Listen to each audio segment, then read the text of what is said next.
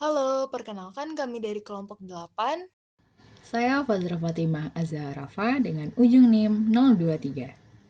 Saya Alia Takionsa dengan ujung NIM 052. Dan saya Aisyah Syifa Amar dengan ujung NIM 053. Di video ini, kami akan membahas mengenai patogenesis granuloma periapikal. Selamat menyaksikan.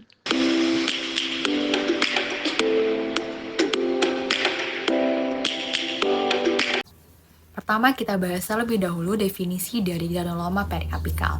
Granuloma periapikal adalah salah satu gejala lanjutan dari pulpitis yang paling umum.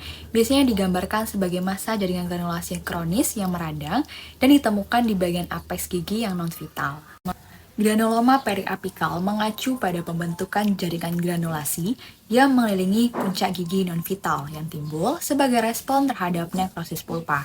Granuloma periapikal terdiri dari jaringan granulomatosa yang termasuk sel mas, makrofag, limfosit, sel plasma, dan terkadang terdapat sel leukosit PMN. Etiologi atau penyebab terjadinya granuloma periapikal ini yaitu yang pertama adanya invasi bakteri dari pulpa. Toksik dari bakteri menyebabkan iritasi ringan pada jaringan periapikal.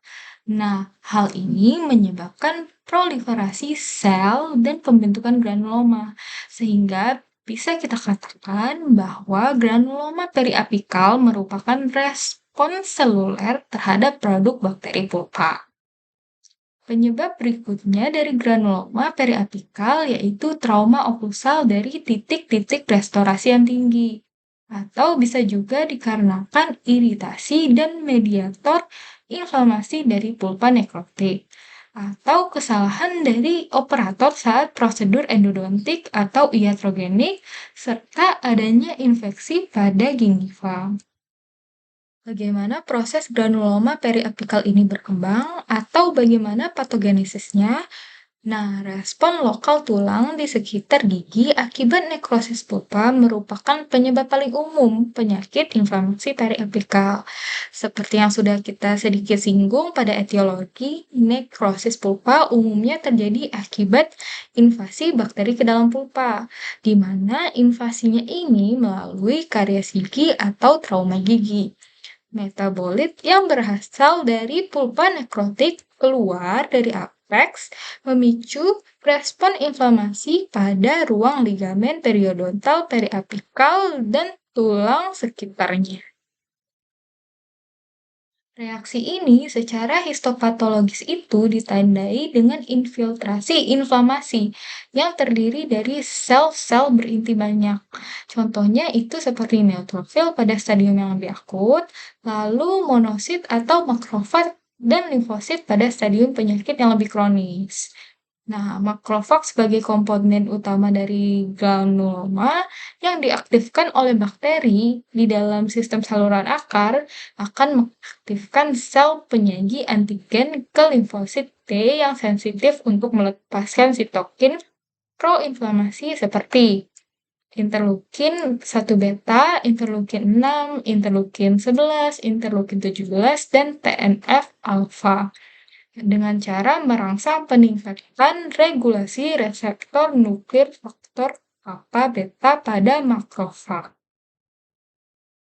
Jadi, sebagai alternatif dalam upaya untuk menyembuhkan respon inflamasi apikal tersebut, tubuh mungkin memberikan sinyal pembentukan jaringan granulasi yang bercampur dengan infiltrasi sel inflamasi kronis yang sebagian besar yaitu terdiri dari limfosit, sel plasma, dan histosit, sehingga menimbulkan granuloma.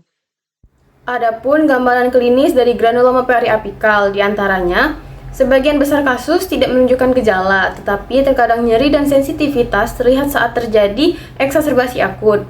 Lalu, yang kedua, gigi yang terlibat tidak vital. Yang ketiga, gigi tidak sensitif terhadap perkusi. Lalu, tidak ada mobilitas. Jaringan lunak di atas area tersebut mungkin terasa nyeri atau tidak. Lalu yang terakhir, gigi tidak memberi respon terhadap uji termal atau uji listrik. Berikut adalah gambaran radiografi dari granuloma periapikal. Biasanya, kebanyakan ditemukan pada apeks gigi saat melakukan pemeriksaan radiografis rutin.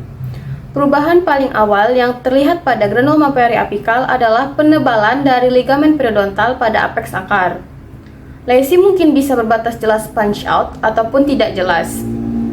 Muncul sebagai lesi radiolucen dengan ukuran dapat bervariasi dari lesi kecil hingga radiolucen besar dengan diameter lebih dari 2 cm dan berbentuk oval atau round. Efek terhadap jaringan sekitarnya terlihat resorpsi akar dan bisa terjadi hipersementosis.